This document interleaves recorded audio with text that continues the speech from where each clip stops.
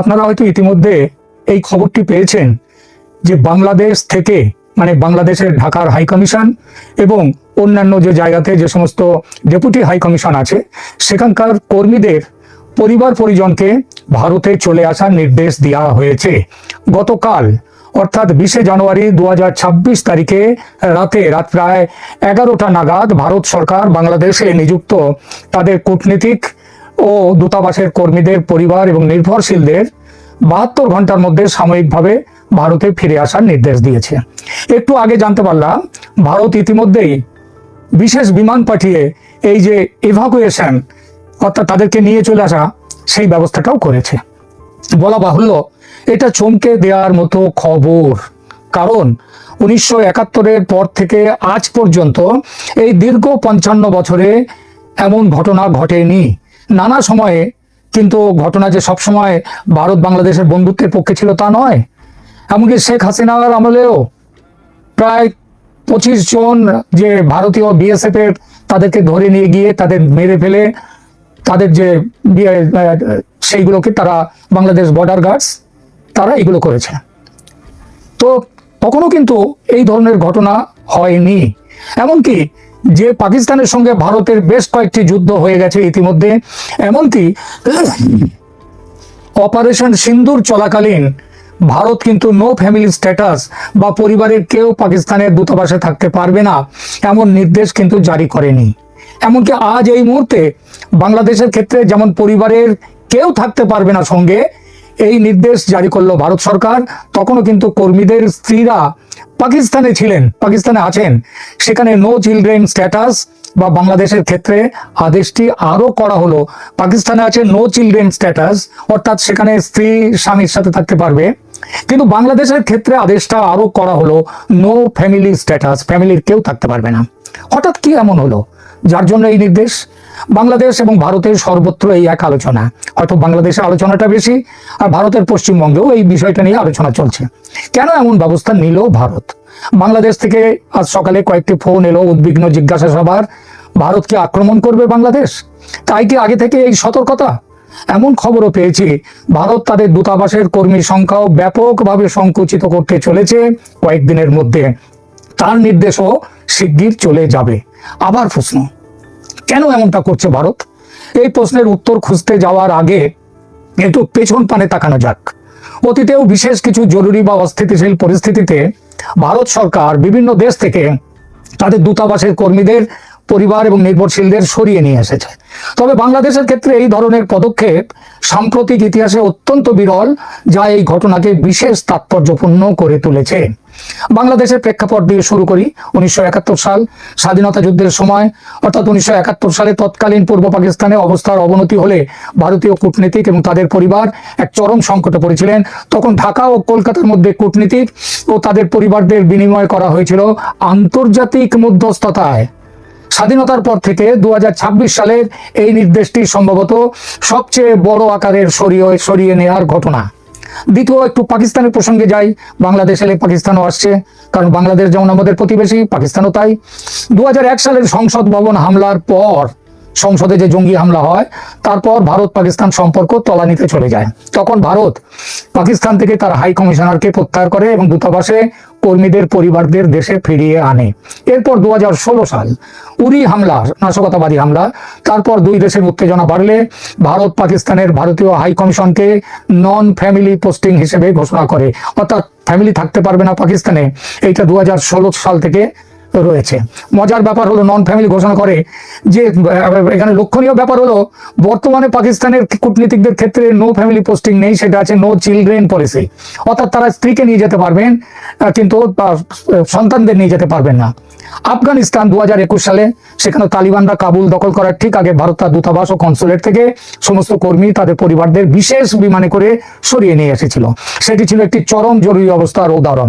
Ukraine যুদ্ধ 2022 সালের ফেব্রুয়ারিতে রাশিয়া ইউক্রেন যুদ্ধ শুরু হওয়ার ঠিক আগে ভারত সরকার কিয়েভ থেকে কূটনীতিকদের পরিবার এবং অপ্রয়োজনীয় কর্মীদের ভারতে ফিরে আসার নির্দেশ দিয়েছিল। অন্যান্য দেশ যেমন ইরাক, লিবিয়া, ইয়েমেন, যখনই এই সমস্ত দেশে গৃহযুদ্ধ বা চরম বিশৃঙ্খলা দেখা গেছে, ভারত সরকার তার কর্মীদের পরিবারদের সরিয়ে নিয়েছে। একে কূটনৈতিক পরিভাষায় বলা হয় প্রিকশনারি এভাকুয়েশন। তাহলে কি দেখা গেল? দেখা গেল এমন ব্যবস্থার পেছনে রয়েছে যুদ্ধ বা গৃহযুদ্ধের ভূমিকা। শুধু যে যুদ্ধ বাধার আগেই এটা হচ্ছে তা নয়, গৃহযুদ্ধের বাধার আগেও গৃহযুদ্ধের পরিস্থিতিতে কর্মী ও তার পরিবারদের সরিয়ে নিয়ে এসেছে ভারত বারবার। তাহলে কি বাংলাদেশ ভারত যুদ্ধ বাঁধতে চলেছে, কিংবা বাংলাদেশে কি ভয়ঙ্কর কোনো গৃহযুদ্ধ বাঁধতে চলেছে? যুদ্ধ বাঁধার সম্ভাবনা যে প্রবল, এমন ভাবনা মনে আসাটা তাই অমূলক নয়। তাহলে পরবর্তী প্রশ্ন, যে গৃহযুদ্ধ ছেড়ে দিলাম, যুদ্ধ বাঁধলে সেটা কে বাঁধাচ্ছে? অর্থাৎ কে আক্রমণ করবে, কে আক্রান্ত হবে? দূতাবাসের নো ফ্যামিলি স্ট্যাটাস এই পদক্ষেপ কে নিল? প্রথমে ভারত। অতএব খুব স্বাভাবিকভাবেই সিদ্ধান্ত নেওয়া যায় ভারতের পক্ষ থেকে আক্রমণ করার সম্ভাবনাটা যথেষ্ট বেশি। আবার বাংলাদেশ নিজেও যে আক্রমণ করতে পারে তার পক্ষেও যথেষ্ট কারণ আছে। আমরা প্রথমে দেখি ভারত কেন আক্রমণ করতে পারে। এই নির্দেশের মূল কারণগুলো আগেই বলেছি, প্রিকশনারি মেজার, সতর্কতামূলক পদক্ষেপ। এর পেছনে আরো কিছু, ভারতের এই ব্যবস্থার পেছনে আরো কিছু উল্লেখযোগ্য কারণ আছে। যেমন নিরাপত্তা নিয়ে উদ্বেগ। বাংলাদেশে বর্তমানে রাজনৈতিক পরিস্থিতি এবং ক্রমবর্ধমান অস্থিরতার কারণে কর্মীর পরিবারের নিরাপত্তা নিয়ে ভারত সরকার উদ্বিগ্ন। আসন্ন সাধারণ নির্বাচন আগামী 12ই ফেব্রুয়ারির যে বাংলাদেশের জাতীয় সংসদ এবং গণভোট হওয়ার কথা রয়েছে, নির্বাচনের আগে সহিংসতা বা বিশৃঙ্খলার আশঙ্কায় এই আগাম সতর্কতা নেওয়া হতেই পারে। তৃতীয়ত, চরমপন্থী কার্যক্রম ও ভারত বিরোধী বিক্ষোভ। সাম্প্রতিক সময়ে বাংলাদেশে কিছু চরমপন্থী গোষ্ঠীর তৎপরতা বৃদ্ধি এবং গত ডিসেম্বর মাসে ওই শরীফ ওসমান হাদি হত্যাকাণ্ডের পর সৃষ্ট ভারত বিরোধী বিক্ষোভ এই সিদ্ধান্ত নিতে প্রভাব ফেলেছে। সংখ্যালঘু পরিস্থিতিও সেখানে খুবই খারাপ। সংখ্যালঘু হিন্দুদের ওপর হামলা এবং বর্তমান পরিস্থিতির প্রেক্ষাপটে দুই দেশের কূটনৈতিক সম্পর্কে যে টানাপোড়েন সৃষ্টি হয়েছে তাও একটি বড় কারণ। তবে সবচেয়ে বড় যে কারণ সেটা হলো বাংলাদেশের পূর্ব পাকিস্তানে ফিরে যাওয়া। পাকিস্তানের সঙ্গে একজোট হয়ে ভারতের বিরুদ্ধে একটা নতুন জোট তৈরি করা এবং সেই জোট ভারতের শত্রুতা করবার জন্য। বাংলাদেশের এভাবে পাকিস্তান হয়ে যাওয়া ভারত কখনোই চাইতে পারে না। এজন্য 71-এ 16,000 ভারতীয় সেনা প্রাণ দেয়নি। আর 12ই ফেব্রুয়ারি ভোটে যেভাবে ইউনূস নিজের গদি একেবারে পাকা করবার চেষ্টা করছে, সেটা অনির্দিষ্ট কালের জন্য পাকিস্তানকে তাদের অবস্থান বাংলাদেশে আরো শক্ত করবে। এই সম্ভাবনা দূর করতে ভারত যুদ্ধের কথা ভাবতেই পারে। গত কিছুদিন ধরে সীমান্তে যুদ্ধ পরিস্থিতির মোকাবিলার জন্য অস্ত্র ও সেনা সমাবেশ করেছে ভারত ব্যাপকভাবে।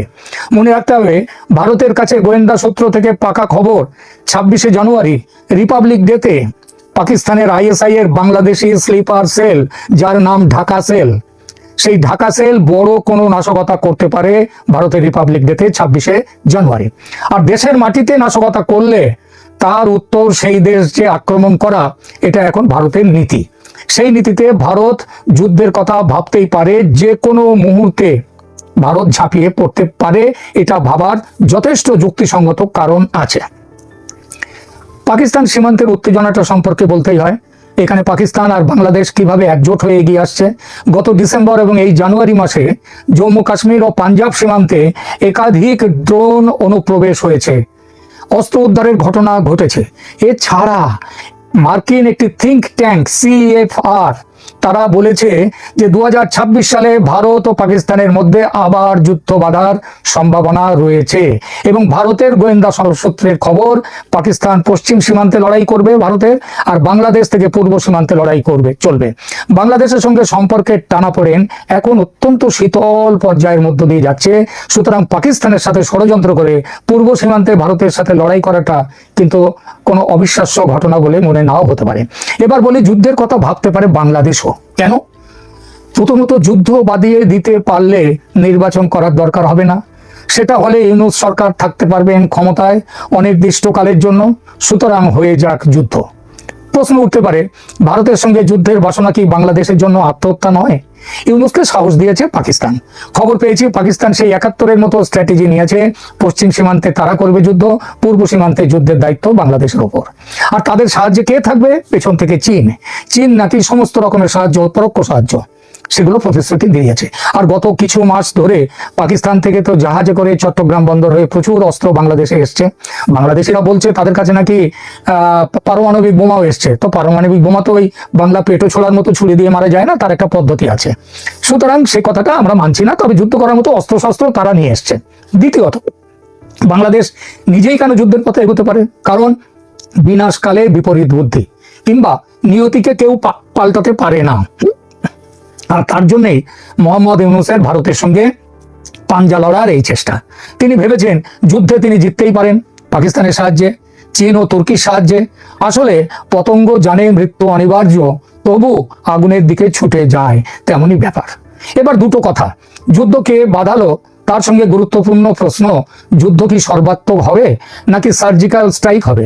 সার্জিক্যাল স্ট্রাইক হলে হাই কমিশন, ডেপুটি হাই কমিশনে নো ফ্যামিলি স্ট্যাটাস ঘোষণা করত না ভারত। পাকিস্তানে করেছিল উরি হামলার পরে, উরি হামলার আগে নয়। সুতরাং যাকে বলে পূর্ণ মাত্রায় যুদ্ধ সেটাই হবে যদি যুদ্ধ হয়। আর এর পেছনে অন্য একটা বড় কারণ আছে, যার কথা আমি আমার পূর্ববর্তী বহু ভিডিওতে একাধিকবার বলেছি। সেটা হলো বাংলাদেশের মানচিত্র পাল্টে দেয়া, রংপুর ও চট্টগ্রামকে বাংলাদেশ থেকে বিচ্ছিন্ন করে স্ট্র্যাটেজিক্যাল কারণে ভারতের মানচিত্রে জুড়ে নেয়া। রংপুর জুড়ে দিলে ভারতের chicken neck problem solved, Chittagong জুড়ে দিলে ভারতের 6 রাজ্যের একেবারে সোজাসুজি সমুদ্রে যাওয়াটা ঠিক হয়ে যাবে, সমুদ্রে যাওয়ার পথ মিলবে। বাংলাদেশ তখন স্থল বেষ্টিত একটি দেশ হবে। সীমাবদ্ধ থাকবে কোথায়? রংপুর আর চট্টগ্রাম গেলে ঢাকা ও তার আশপাশের কিছু ওই যে অঞ্চলটা তার মধ্যে। এবং শুনেছি এমন কথাও যে ইউনূস নাকি সেইটাই চাইছেন।